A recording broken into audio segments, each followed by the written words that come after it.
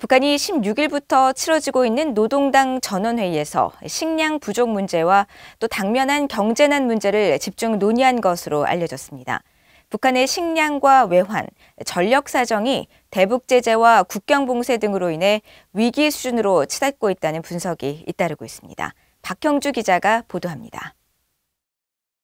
북한 관영 조선중앙통신은 16일 김정은 국무위원장이 당 중앙위 3차 전원회의에서 현재 인민들의 식량 형편이 긴장해지고 있다고 말했다고 보도했습니다.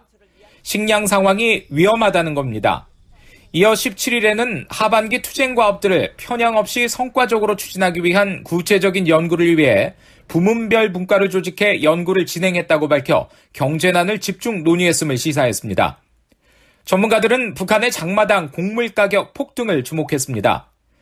현지 소식통을 통해 북한 내 장마당 물가를 집계하는 일본 매체 아시아 프레스에 따르면 지난달 28일 4,200원이던 쌀값은 이달 15일 7,000원, 옥수수는 2,200원에서 5,300원으로 치솟았습니다.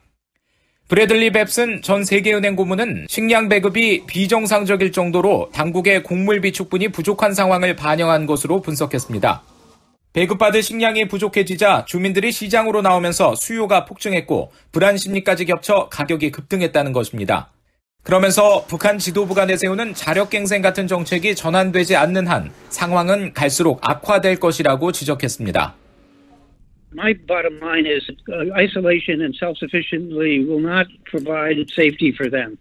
They're going to have to find a way to open up. And they can open up by expanding the trade with China. They can open up to kind of offerings that are coming from South Korea and from the U.S. to engage in and to provide a willingness to provide meaningful health and humanitarian support. So I think Kim Jong-un is at a point of strategic choice.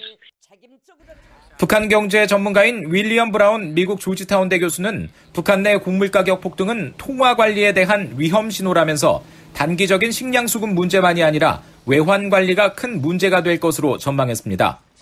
석탄 등 광물 수출과 해외 노동자 파견 등 기존의 외화벌이와 북중 교역이 모두 막혀 정상적인 외화 수입이 어려운 상황인데다 봉쇄 해제 후 외화 유출이 급증할 가능성까지 있다는 분석입니다.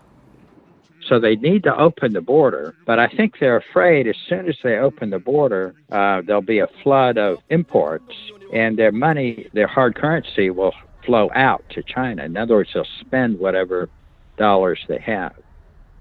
전문가들은 북한 당국이 국경 봉쇄 해제 이후 상황 관리에 대한 방안을 찾지 못하고 있는 것으로 진단하면서 코로나 방역을 내세워 취한 봉쇄 조치가 경제 상황을 더욱 악화시킨 만큼 국제사회와의 백신 협력 등이 북한 경제 회복의 관건이 될 것이라고 지적했습니다.